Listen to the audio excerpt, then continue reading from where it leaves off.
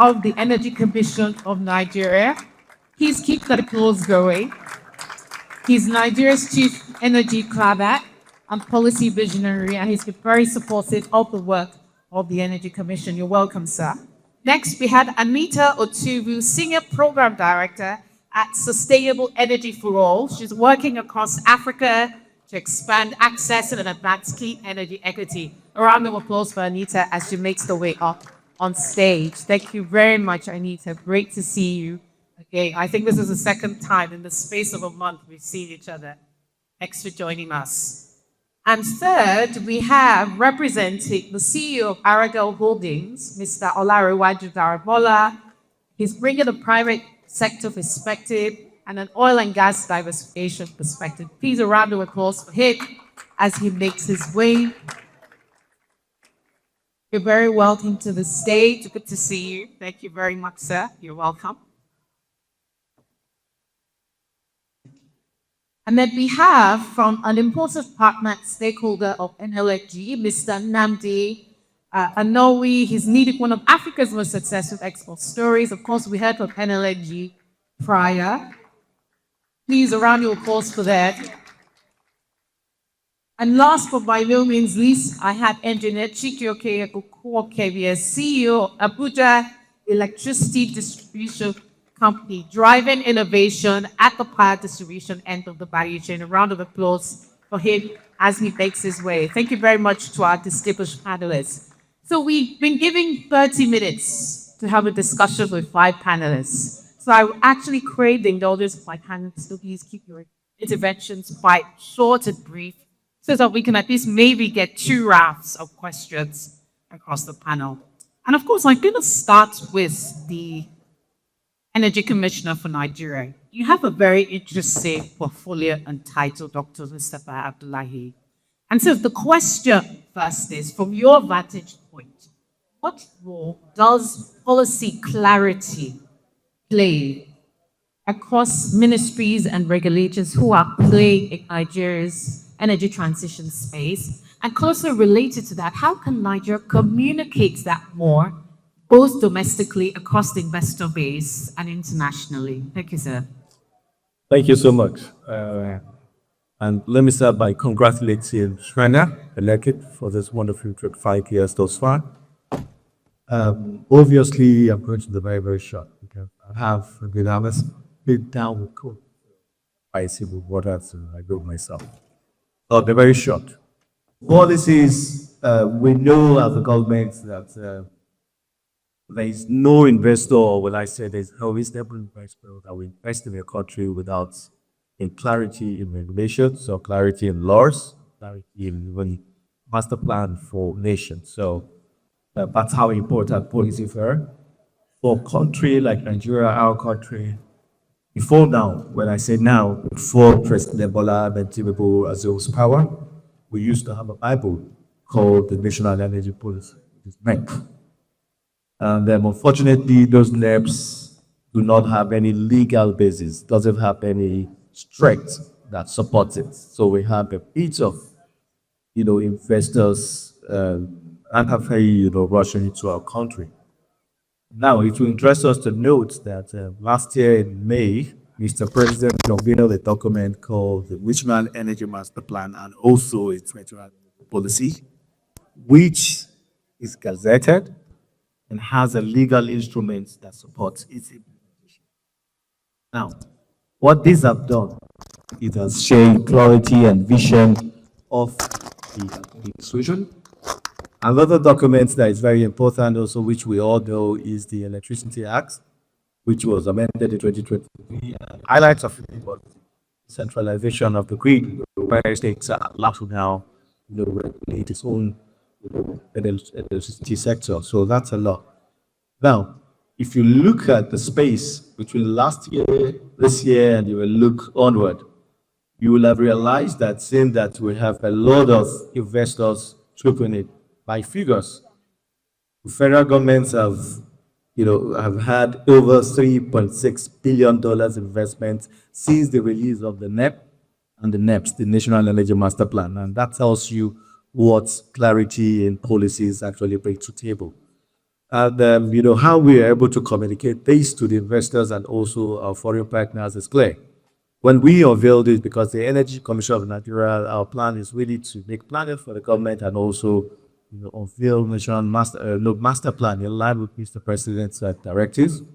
When we unveiled that document, the first thing we did was to send it to all the Nigerian embassies across the globe, because that's the points of contact. Those are the people that really comes with the bilateral. Investors go to embassies to ask, "What do you have in this country? Do they support investments? Do they have really laws that really enables this investment?"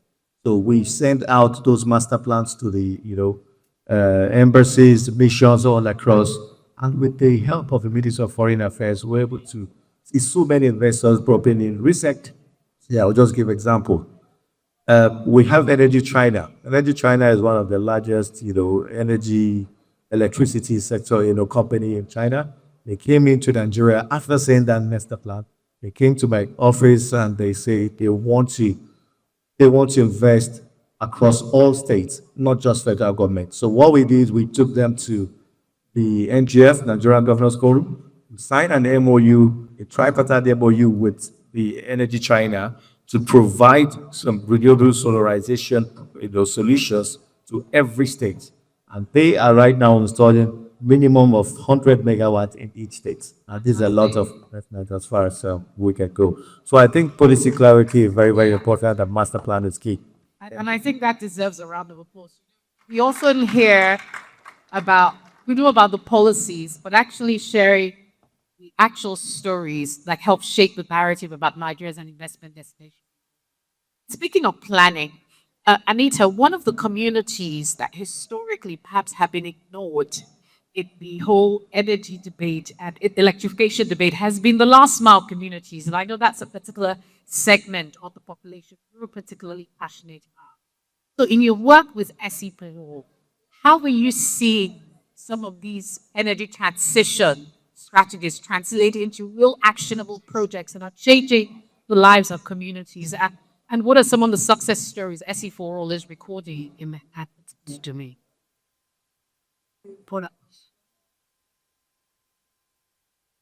So, at SEforALL, here you start that building renewable energy projects in Europe aren't the most viable of projects. But everyone wants to go into this type about it. When going to these rural communities, level of quite. So the role that we're playing is to attract finance and supporting developers with grant subsidies, which they would use in energy finance with secure from their financing. Not only does it address the viability gap, but also addresses the whole understanding that the end users of struggle with being able to pay for the power that we provide. The theme with the Nigeria Electrification Program,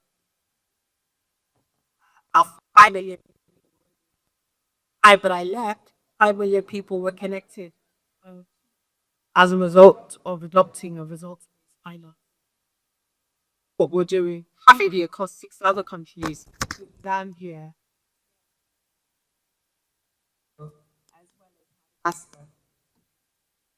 Okay, fantastic. And I know it's interesting because every year the policies that come out about the number of the number of new solar home systems that are going to be deployed. How is this space actually helping to encourage innovation? Because that's one of the pillars we want to talk about today. People say the renewable energy sector, more than any, has the potential to really drive innovation and leapfrogging. What are some of the outcomes you're seeing from an innovation perspective? I think what's important to note is that a first or a one-size-fits-all approach cannot apply if you truly want to achieve universal access within the shortest time frame and at least cost. And so what does this mean? We can't rely on extending the grids to all of these different types of communities. Different communities have their own characteristics. It may not make economic sense to extend the grids to a very remote community, perhaps a solar home system, perhaps a mini grid if the community is densely populated with some level of economic activity.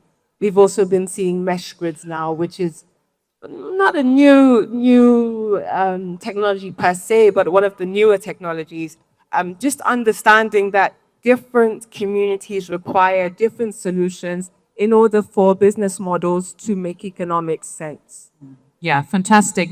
And Mr. Daramola, I often like to describe the incumbent oil and gas industry as the big brother of the energy sector in the country. Do you think your industry and your subsector is diversified fast enough within the broader spectrum of the energy transition? And how is technology and innovation helping you drive that diversification, if at all? Okay, I would say it's really a pleasure to be here this morning, and I really enjoyed all the presentations and the discussions that have taken place. And I think it's a very important point of reflection for us as a country. I mean, for me, coming from the oil and gas sector, the energy sector, as we call ourselves now, for Aradel Holdings, it's a big reflection point for us. And that's why if you look at our slogan, we call ourselves energized for a brighter future. And we say that with a all sense of responsibility. It has taken the oil and gas sector of Nigeria 50 plus years to get to where it is today. And I can tell you that as a country, we are blessed. We are blessed with the oil resources. In actual fact, we are blessed even more with gas resources. And we are blessed with abundant sunshine. We have access to the ocean. We have rivers. And so, in terms of looking at what this means for Nigeria as a whole, we have every opportunity to make things work. Now, for us in the oil and gas sector, for a private sector person, the numbers must add up.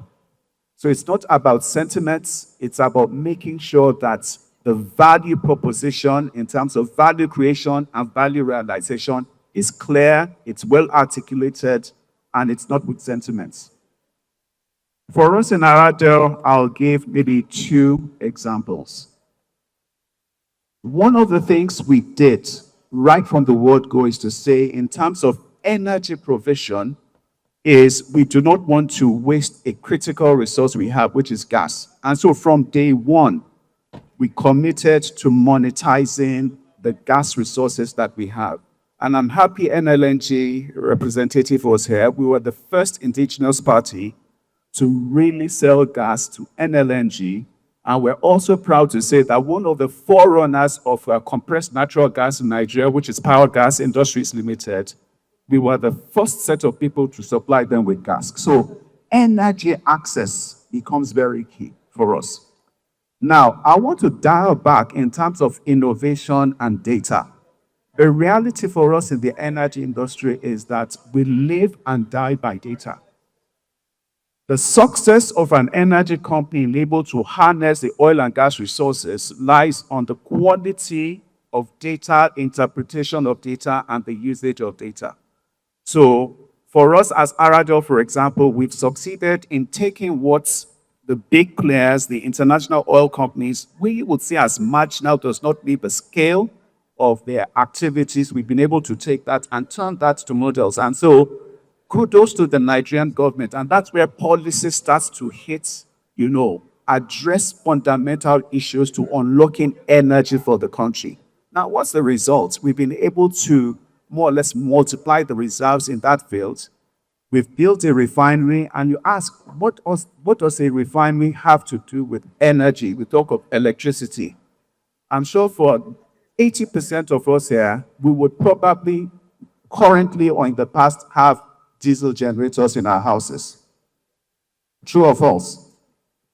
Now, diesel generators run on diesel. So it's a means to an end. So we had a refinery built to make sure that we can displace people who are doing artisanal refining. The other thing which I'll just want to mention, to build on what she just said, is that we took a look, and in one of the entities we had, I personally drove to 5 communities that have never had electricity. On a Tuesday morning, I saw a little boy, probably about 5 or 6. sitting next to a fireplace, helping the mother to turn what the mother was cooking. And it was clear to me that this child had no access to, couldn't go to school, they had no access to electricity. And that's where I want to submit that in actual fact, there was a statement made that energy has to be put to productive use for it to have meaning. Absolutely. And that's one of the things we've tried to do. Thank you. And I think you make some very salient points, this idea that actually different communities and consumer segments have different requirements and needs. We need base load energy for large scale industry, but we also need distributed off-grid energy for the last mile. I'd like to come to you, Mr. Nnamdi Anoi. NLNG has often been used as a case study, whether it's in business schools, about how to run a big, large-scale corporation that's efficient. And in recent years, it's been in the spotlight insofar as gas supply to the domestic market and to the international market has been concerned. And recently, many of you know that LNG signed long-term gas sales and purchase agreements with several local companies. I don't know if Aradel was one of them, but maybe Aradel will join that fray. So my question really is, what is NLNG's strategy, first of all, insofar as the decarbonization agenda is concerned? And how is NLNG being positioned to meet Nigeria's own gas supply requirements? Yeah, thank you very much. Good morning, all. Quite a delight for me to be here. First of all, congratulations to Schneider. I don't want to say Schneider Electric because he labels them as electricity. So it's congratulations to Schneider, 25 years. Very, very good achievement. Right. And thank you very much for the question.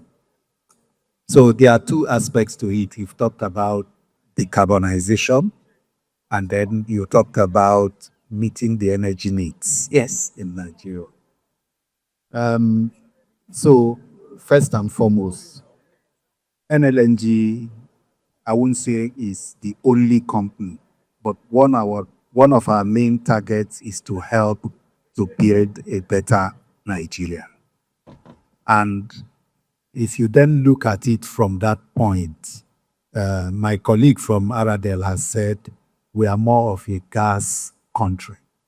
So if you look at it from that point, today we have proven reserves of about 206 TCL and unproven of about 600 TCL.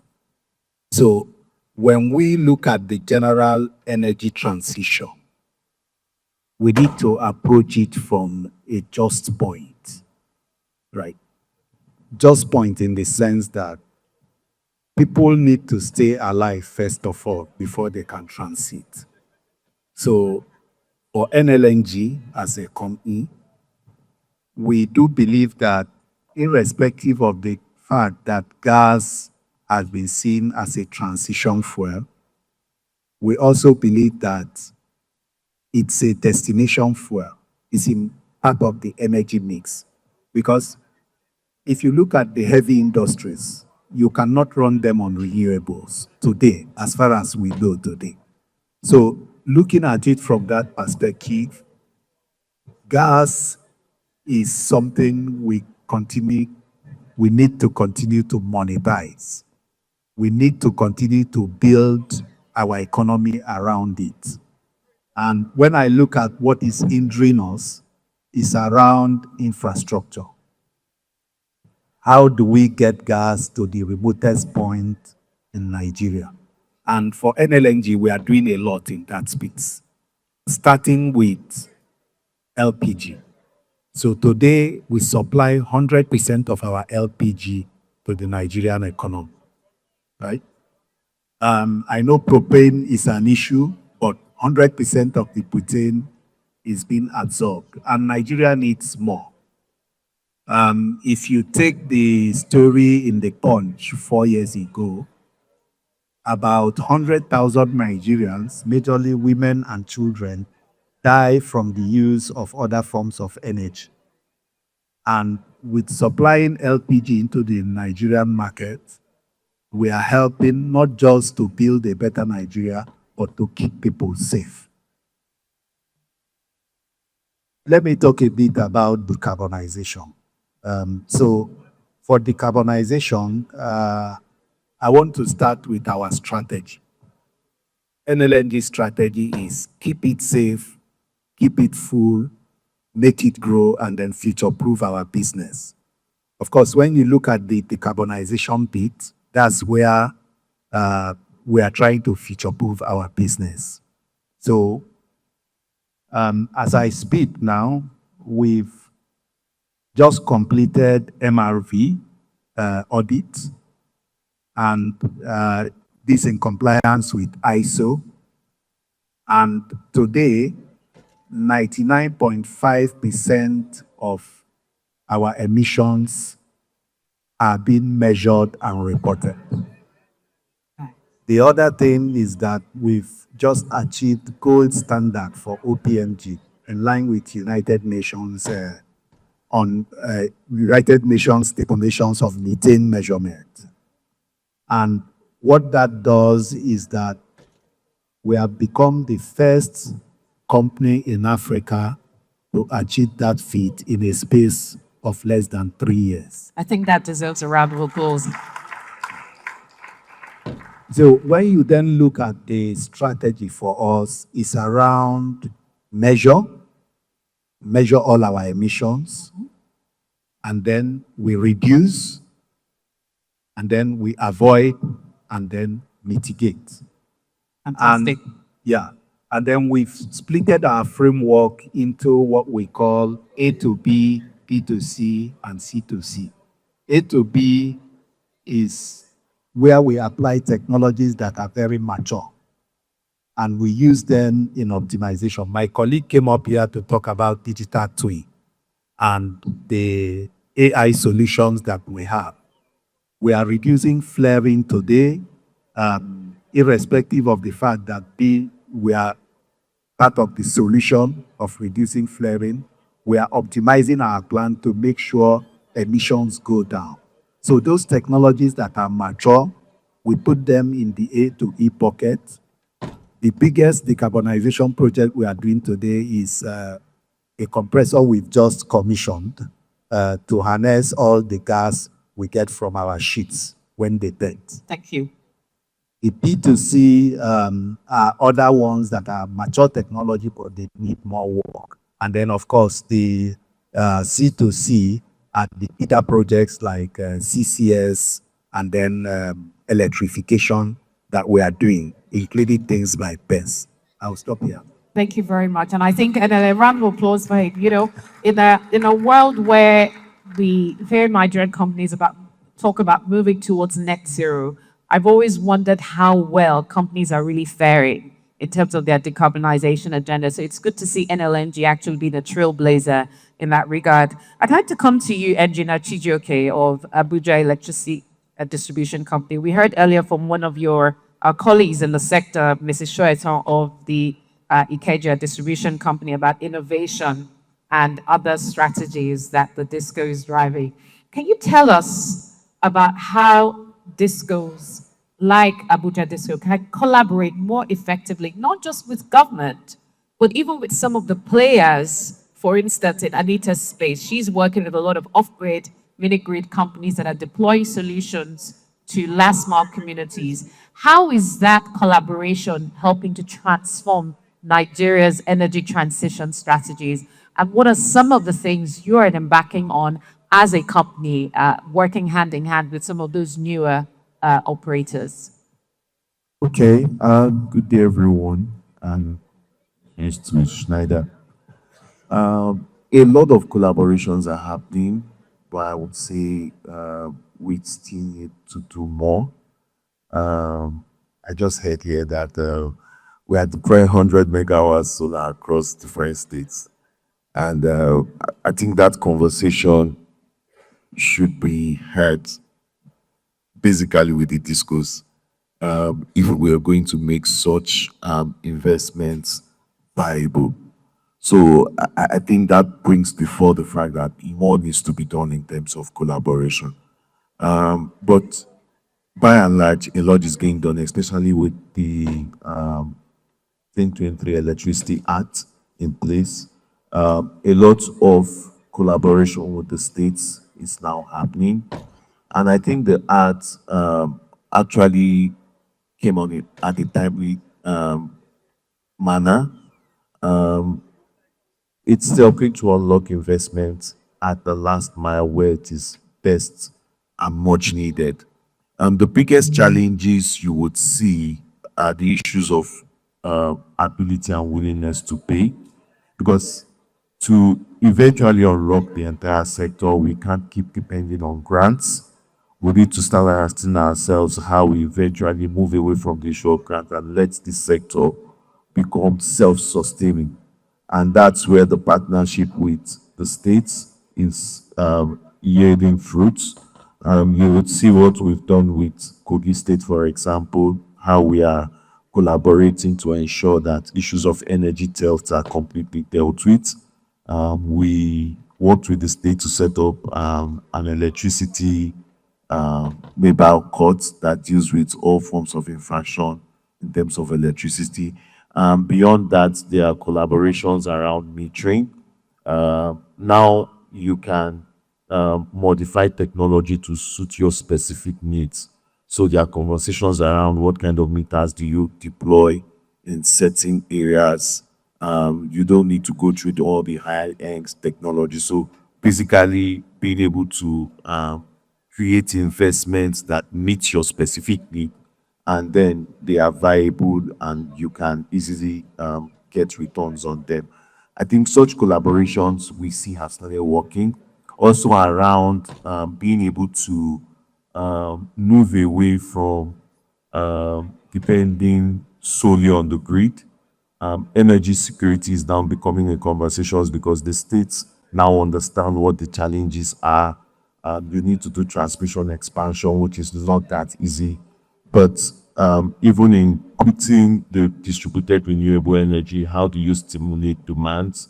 How do the state governments now concentrate their industrial expansion to ensure that they create proper yield centers that you can now use as anchor demand to expand and start covering the energy access issues.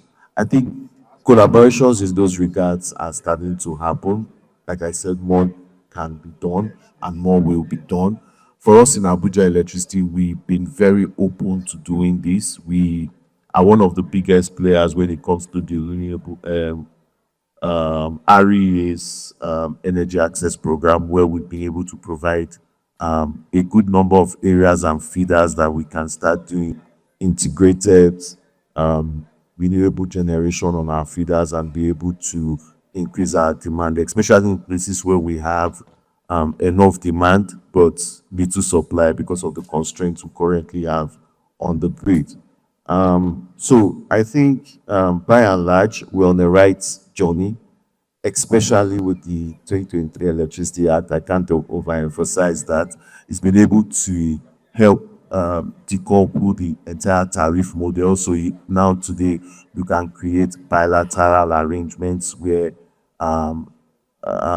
tariffs no longer become a challenge. So we are more of running a bit of a deregulated, not really.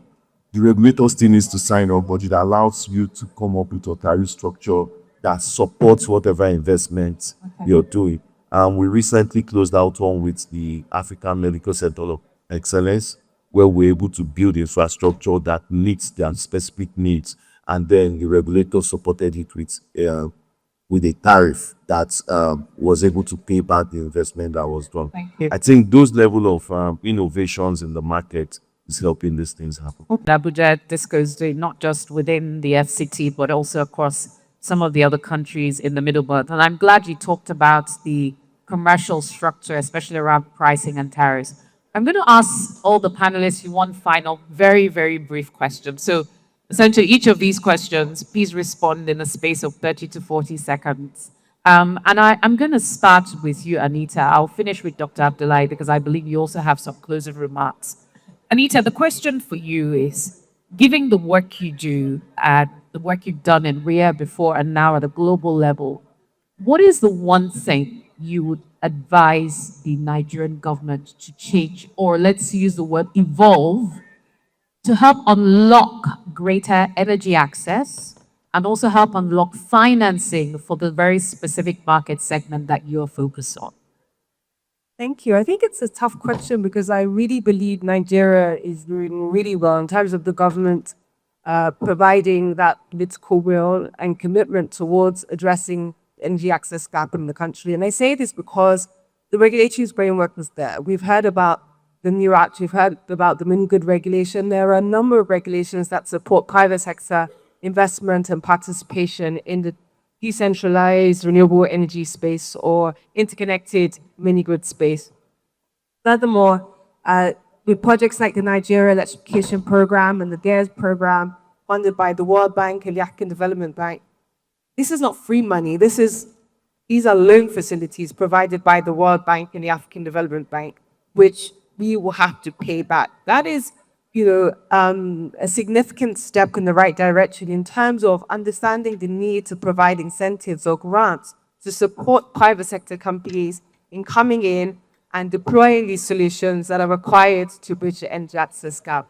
Furthermore, they've also taken steps in providing the necessary data to support private sector companies in making informed decisions as to whether to invest or not. So, for example, working alongside Sustainable Energy for All, we've collectively developed the Integrated Energy Planning Toolkit, which supports government and private sector in identifying those communities that need electricity and recommending the best suited technologies or solutions for those communities. I would also, in addition to providing this data to support private sector, in addition to the finance being provided via the Nigeria Electrification Project, via the DARES program. By the way, the DARES program is $750 million to support private sector companies. In addition to the regulatory framework being in place, there's also the cost-reflective tariff. Not all countries provide for a cost-reflective tariff. Bridging the energy access gap in rural communities is not a charitable cause. Private sector companies are in this to make a profit. And if the tariffs are not cost-reflective, they're not going to support government in addressing this challenge that it has in bridging this energy access gap. So the very fact that government has actually enabled cost-reflective tariffs as well, this certainly goes a long way. There's so many different actions that I can speak on that government has taken really to show its commitment and dedication to bridging the energy access gap. Even just in the fact that it's adopting various different types of technology, just not focusing on extending the main grid, but also deploying mini grids, captive solar power plants, standalone solar solutions, solar home systems, whatever it takes. For me personally, I would like for us to give a round of applause to the government. Thank you. Very well said. And based on experience, it must be said that Nigeria actually has one of the most advanced mini-grid regulatory frameworks, not just in Africa, but amongst frontier and emerging markets. And I would encourage those who don't know about the energy planning tool to actually go on that website. It's a fantastic website, and it just goes to show how much inclusivity there is around energy planning. Now, Aradel, Mr. Darabola, one of the things that should not be lost on the audience is that Aradel is a listed oil and gas company. You're on the Nigerian Stock Exchange. So you have ready access to funding. Presumably you have access to institutional investors and maybe other global investors. So what do we need to do now, today, to unlock that $100 billion annually in energy financing gaps that we see across the continent from your perspective as an oil and gas player? Very briefly, sir. Okay, very quickly. So when we talk about unlocking financing, very important is the process around unlocking that financing. And I want to talk about what you call, the imperatives around unlocking financing. For us as Aradel, the first thing is around having a credible track record of performance as a company. The reason why we could have listed was not because we jumped at listing, it's because we had built a track record of performance, of excellent governance, having a solid board that gives direction, and we deliver based on the plans that we have. So to unlock financing, there is the piece around the sovereign risk that needs to be addressed and I believe the federal government with the Ministry of Finance are doing quite a lot around that. But please, if you permit me, there's something important that I just want to share around. Sometimes policy is good, and it's not that we don't have policies, even output support financing, for example. But I think it's important we pass on the message that policy is just the first step. Like you have a ship that has a captain at the wheel and you see something. You still need the engine, you still need the rudder to make that ship arrive at the destination. And if I'll give one simple example, in the oil and gas industry, we have the Nigerian Content Development Management Board, which has the intent of growing local content. Now, what does that mean for financing? Because if we're able to grow local content and we're able to do things ourselves, we probably need less of external financing.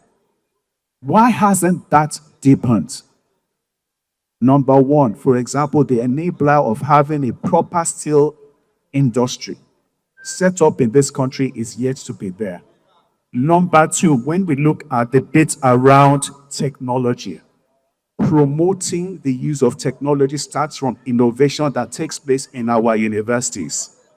What we reward is what we get. I think there needs to be a lot of more focus on our universities such that we're able to support research and development, such that these technologies are built in country. That's one way we can reduce our exposure to the necessity, you understand, of external financing because we have the market, we have the intellect, we have the resources, and I think we can make it happen. Thank you. Thank you. Very well said. Aradel Holdings. I'm going to come to NLNG. You know, when you look at the global NLNG market, one of the strides that major gas producers have made, you could take Qatar, they've entered into 30-year contracts with China. Now, looking at NLNG as a major player in Nigeria's gas industry specifically, what does the future look like in terms of not just providing that sustainable energy for Nigeria, but actually becoming a reliable partner for other countries in Africa and around the world? Thank you. Thank you very much. Very important question. And I'll look at it from 2 or 3 aspects. One is government. Government is doing a lot already to unlock gas in deep water, right? The policies government put in place to unlock gas is very important. It will help that reliability and sustainability.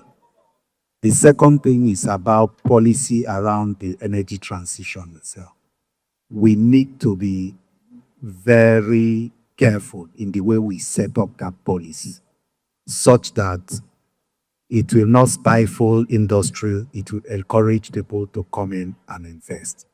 And the last thing for me is around security. Security is a very big issue for us in the oil and gas industry. Government is to find a way to sort out the security. Thank you. Thank you. Excellent. Very succinct points. And I'll come to Engineer Chiki O'Kia of Abuja Disco. So, we've had the Electricity Act since 2023. What would you say is still a missing piece in Nigeria's policy environment that will enable the work you do expand and deliver access to millions of Nigerians that require electricity? Surely there is a missing piece. The missing piece is not in policy. I think the missing piece is in implementation, ownership, understanding, setting the right vision.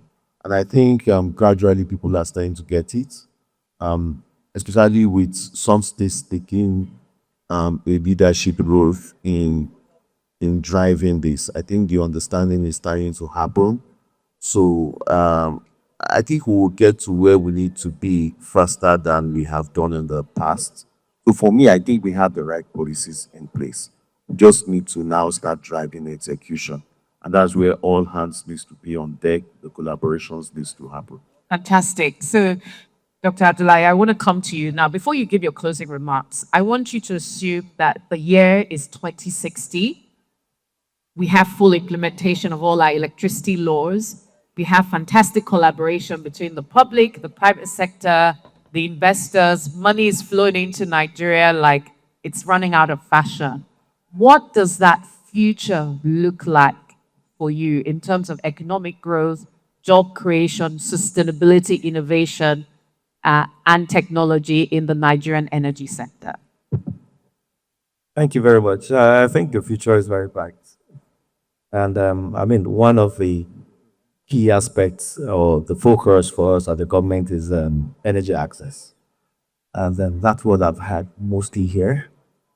And if you look at access, I know it's not a very good word, and a lot of people sitting here would not want to really own up to the reality. But I mean, as a government, we know it's a cross we have to carry. Having an access within 60 to 70%, we know is not that good. Nigeria, with a population of over 230 million people, statistically, we know that 80 million people, or maybe less, a bit less, are still there. And we have the responsibility of providing access to this. And I think we have to do a lot. However, that is just one perspective. And that's why I say the future is very bright. And let me just give an example. I mean, just give it time. I know I have code, so I have to be very fast as well. So I know I have to lead the stage. Recently, we were at the Kigali for a retreat, and one of my colleagues from Kigali, he's also the chief energy planner. He came up here, actually seated in the seat together, and he was boldly saying that they've attained 96%, access in this country, and people gave him a round of applause, like, wow, Kigali, he did wonder. And I looked at him and I said, what is your population again? He said, 14 million. I said, what is your total production? He said, 400 megawatts. I said, wow. And they said, what about Nigeria? I said, 65%. So, wow, that's bad. I said, ask me of our population. I said, 230 million. I said, do you know what that means? He said, what? I said, we are able to provide electricity to over 150 million people. And I also mentioned that, yes, we're not able to give 80 million people. So I know that we have a lot to do, but the population matters. So we're doing a lot, just that we have to scale up. Now, what is really key is what is the intention of the government and what roadmap do we have? If we all recall, Mr. President have given a target really for 2030, not 2060, to attain the universal energy access. And how does he want to attain this universal energy access? He was very bold and clear that we have to put to the grid 30,000 megawatts of electric current. Now, that is a very, very loud statement, and he has given us that responsibility, we the players in the industry, to ensure that the grid by 2030, we have 30,000 megawatts. And also, he said clearly that we need to diversify. We cannot keep doing the same thing the same way. We can't just keep using, the gas or fossil fuel, hydro and all that. We need to diversify, and that's what majority of these countries, or the country that have gotten it right, have done. We need to, look towards the renewables, and that is why Mr. President launched a program called the Renewed Hope Solarization Program. And with this program, we from Energy Commission, REA, some strategic agencies are being told really to ensure that we have installed capacity of solarization or solar power per year, 5,000 to 10 megawatts before we get it to 2030. So they're intentional about our commitments, our targets, our master plan. Just like I said, the issue is not about the policies or the strategic documents. We all have the documents there. The laws are very clear. But how do we implement it? So we're bold and we're happy to say that we have a plan to really implement that. We're implementing it, and Nigeria will still very soon see the dividends of democracy in Bola Ahmed Tinubu, GCFR. Thank you so much. Thank you. That's a very bold vision, 30,000 megawatts by 2030, about 4 or 5 years away. So Distinguished ladies and gentlemen, I'm sure you'll join me in thanking our distinguished panelist, Dr. Abdulahi, Energy Commission of I need to Nigeria. add something, sorry. Yes. Just permit me. This is my last speech, so I forgot to bring you comment my brother, Dr. Ajibola. Thank you so much for the tour at your headquarters. He actually took the ECN to Paris to actually tour the sustainable building, and that came because the Nigerian government intends to also build a sustainable, a smart energy building, which we're going to call Energy House.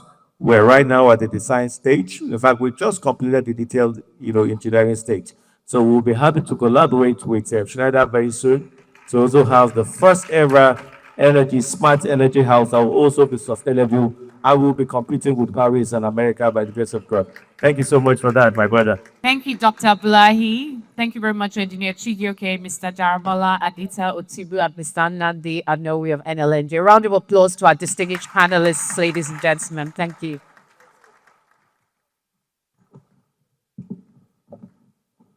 Thank you very much.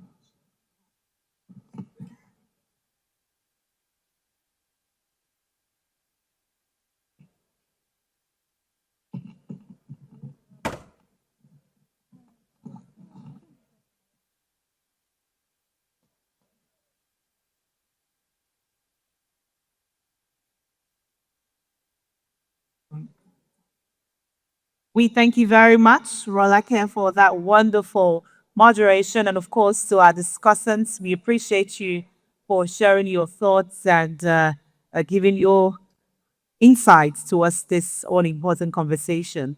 We indeed are grateful. Thank you.